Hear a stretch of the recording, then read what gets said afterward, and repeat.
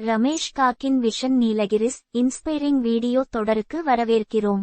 அற்பமானதாக தோன்றும் கருணை செயல் எவ்வாறு மாற்றத்தின் அலையாக மாறும் என்பதை நீங்கள் எப்போதாவது யோசித்திருக்கிறீர்களா?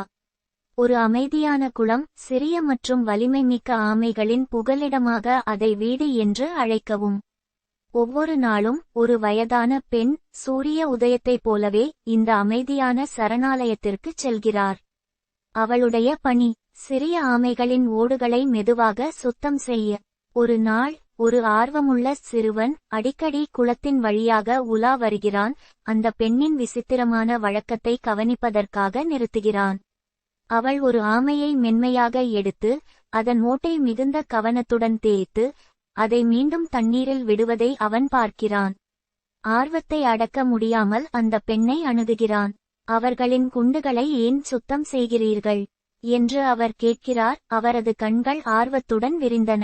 அந்த பெண் தன் வேலையை நிறுத்தாமல் அவற்றின் ஓடுகள் அழுக்காகும்போது வெப்பத்தை உறிஞ்சி விரைவாக நீந்தும் திறனை குறைக்கிறது. அது அவர்களுக்கு ஒரு கனமான பையை எடுத்துச் செல்வது போன்றது என்று விளக்குகிறார். இன்னும் முழுமையாக நம்பாத சிறுவன் அவளிடம், ஆனால் பல ஆமைகள் உள்ளன. நீங்கள் உண்மையில் வித்தியாசம் செய்கிறீர்கள் என்று நினைக்கிறீர்களா?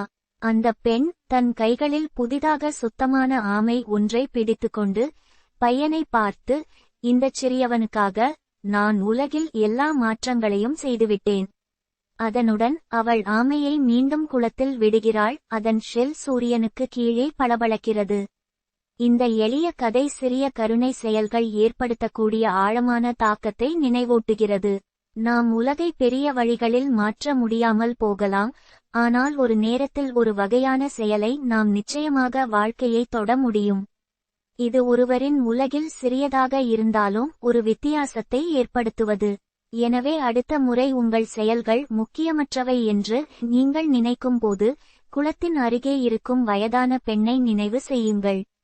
ஒரு எளிய கருணை செயலால் உலகம் கொஞ்சம் பிரகாசமாகவும் கொஞ்சம் இலகுவாகவும் மாறிய ஆமையை நினைவில் வையுங்கள்.